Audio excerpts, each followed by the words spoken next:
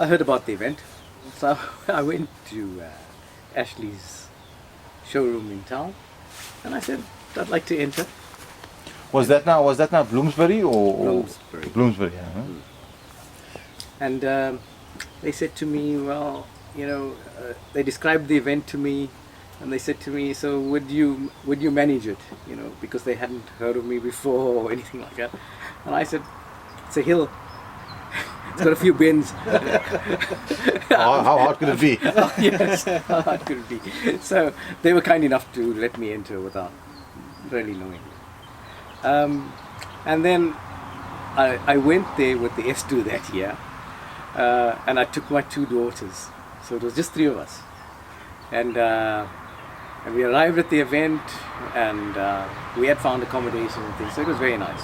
We got there, all excited, and I got my parents to come and during the day and come babysit. So while I was there, you won't believe, I met Zuhur. One of the first guys I met at the hill climb, and he may not remember it, but the first thing he asked me is, so what's done to your Quattro?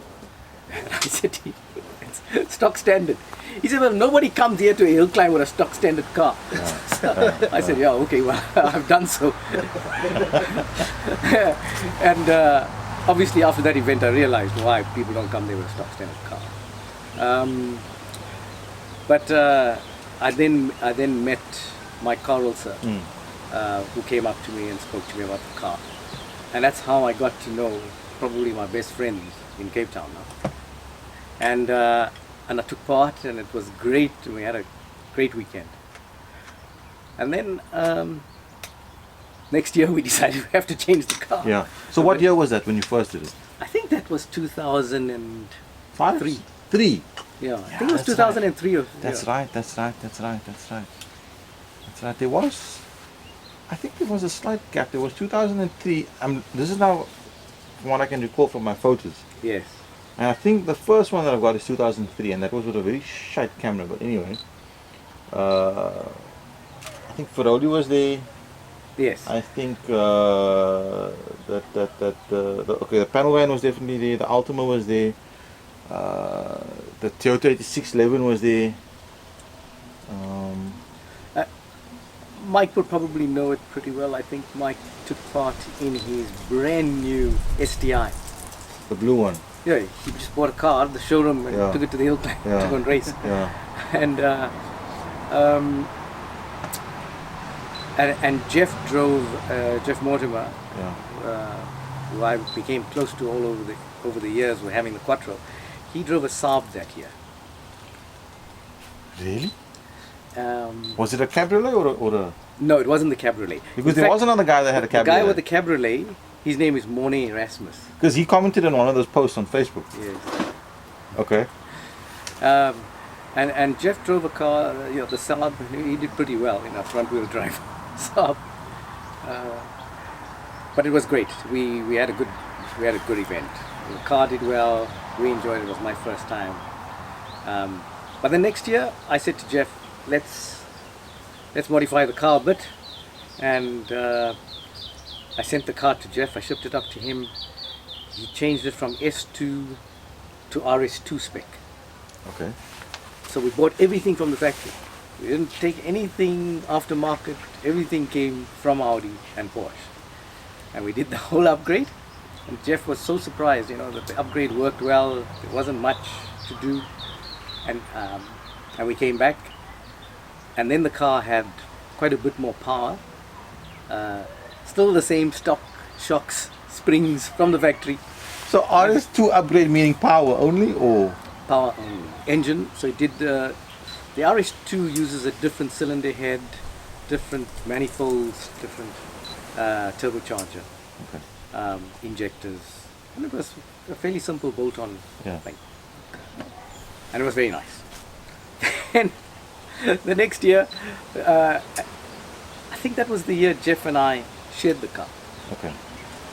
And the car started to do well, and I got to know the hill climb a bit better, and then I could start to push it a bit harder in the top sections. And the crowd started to love it.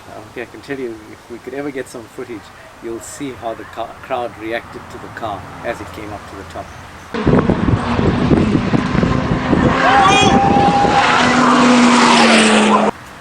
And the following year, I then decided that we've got to change the car even more. So for the following year, we changed it from what is called an RS2 spec to an S2R spec. Now, the S2R spec was something that MTM, as AMG is to Mercedes-Benz, Yeah. MTM is to Audi, Okay. and they had an upgrade for the S2, which is again a different manifold, different turbocharger, different intercooler, again. But I decided to keep with the RS2 cams and the head and things like that. So that gave it a bit more power, but also the budget wasn't there for a new turbocharger. So this is 2006 or so, right? So I bought a second-hand turbocharger, and as Jeff was about to install it, we found that there was a slight problem with it. So friends of mine who run a company called FRC said to me, we know a guy in Zimbabwe, of all places, who's very, very good with turbochargers. And Shane, he'd be the right guy to send this turbocharger to, instead of buying a new one. So we shipped it off to him, and his name was Steve Clark. So he then Was in Zim? he then modified the turbocharger, whatever, and sent it back. And up till today, that same turbocharger is in the car, never had any issues. Wow. And Wow. And so 12 years later? 12 years later. No sweat. Yeah. And then we had to change the management a little bit, and FRC helped with that. And then we went racing, and the car was now much more powerful, did over 400 horsepower at that time. And as we'd come through those corners, the people would come onto the road. Yeah. Yeah. Lots and lots of people, and if you didn't know where the apexes were, you didn't know where to drive. And it happened to Jeff on a couple of corners where he told me, Shane, I just don't know where I'm going because the people are all on the road and they're all trying to do that famous thing that they used to see in the rallies, you know, as the cars came past, The groupie rallies, yeah. you know, they wanted to touch the cars, and you know, and this was the year the Top Secret was there as well. So it just was an incredible reaction by the crowd. But as we know, you know, it was just overwhelming for both the drivers and organizers and the people. So yeah, it was an absolutely great event. And that particular year, I finished in the top 10 in my, it was 8th or something like that. And I think Shandu just behind me. But we had by that time, I had become part of the Subaru club. Never owned a Subaru up until today, but when they saw me there for the first time, Mike Carlser was chairman. So they adopted you. Yes, they made me an honorary member, and I loved it because they were such a passionate group of guys. I hadn't met people like that. We met Zahur and Mike, Stephen Lewis, and all the top guys who were running the Subaru club at the time. So it's an event that's close to my heart, to many of the drivers. I think if you speak to any King of the Mountain driver, it's something that will live with them forever. Yeah. Okay, good to know.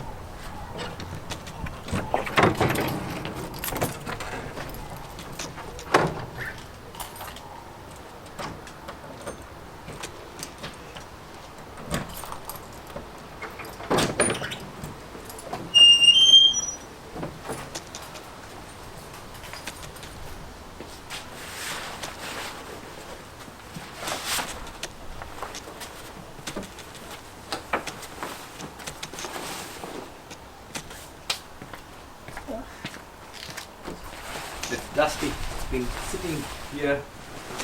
I think the last time I used it may have been about 2 months ago.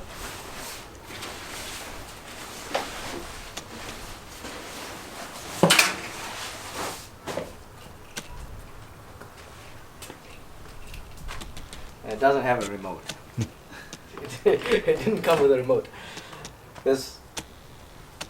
On a good day, this light still works, and it's the key that came with in 1995, and I haven't changed the battery. You won't believe that.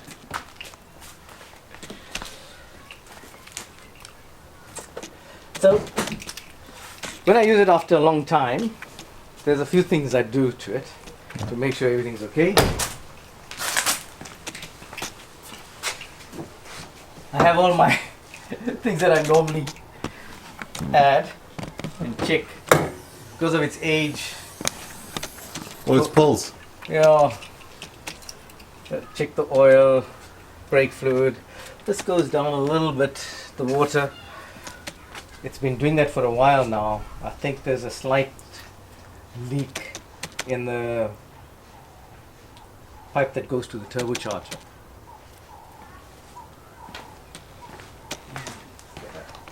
Unlike modern cars, you can see everything, but you can't really get your hands in anyway. But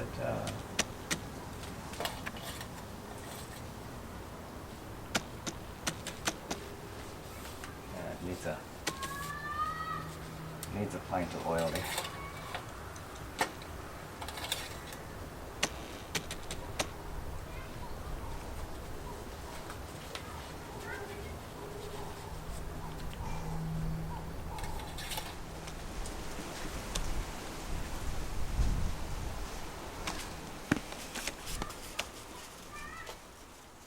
I don't know whether Audi thought about putting the 5-cylinder in after they built the car, because there's no space to have the radiator in front.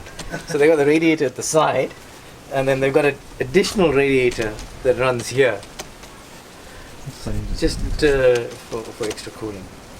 And this manifold is from MTM, the styling, and it has a different cross member in the front, a different intercooler. And the turbocharger that Steve Clark worked on 15 years ago or so, or more. I have a habit of every time I drive it after a long time, I check everything, the brake fluid, the oil, power steering fluids.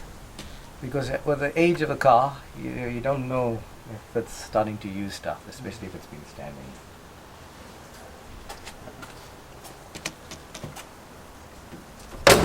Because we're going for a nice breakfast run, one of the important things is that the car has been mapped for higher octane. I've just made it easy that one of those for a whole tank. Yeah. So it's a bit of a process for me because I still gotta then put a little aerial on in case I need to. Typically from the 90s, the Beasting aerial was something amazing at that time.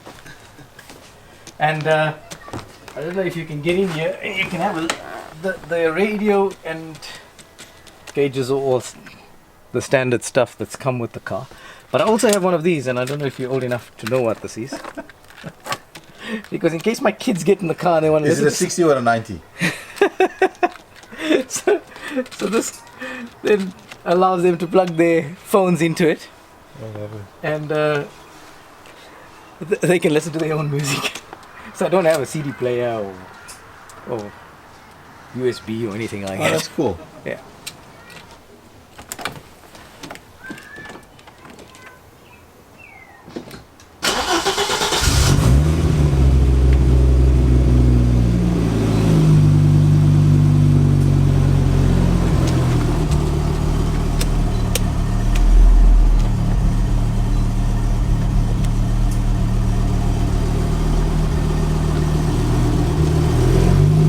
This is why I think the Evo engine's boring.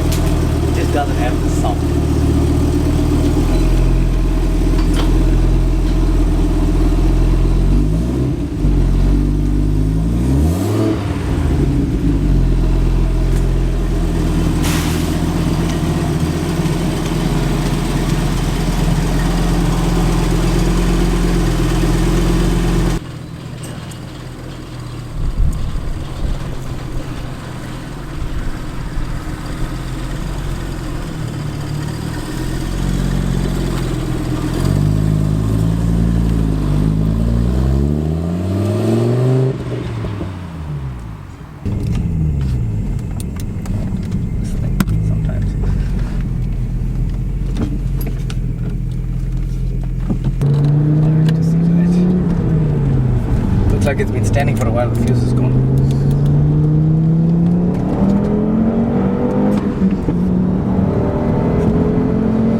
It's still got a nice pull.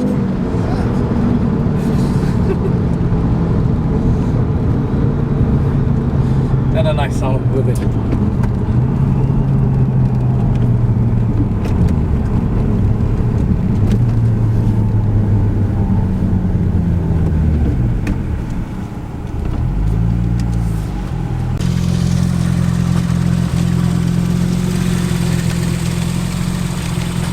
I'm about to get into that. Shane's Audi S2 Quattro. He's a bit bigger than I am. So. Do you think you need the seat back?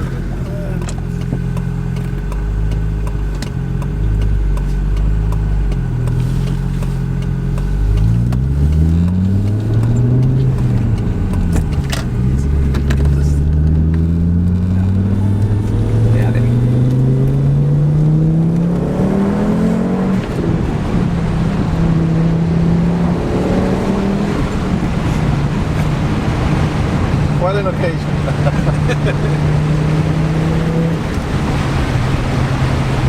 It sounds a bit like a VR6. It reminds me of a VR6. Low in there? Yeah. Wow.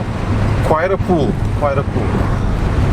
And because of the obviously the softer suspension, it's squatting a lot more, and you're feeling it. It's accelerating the whole experience.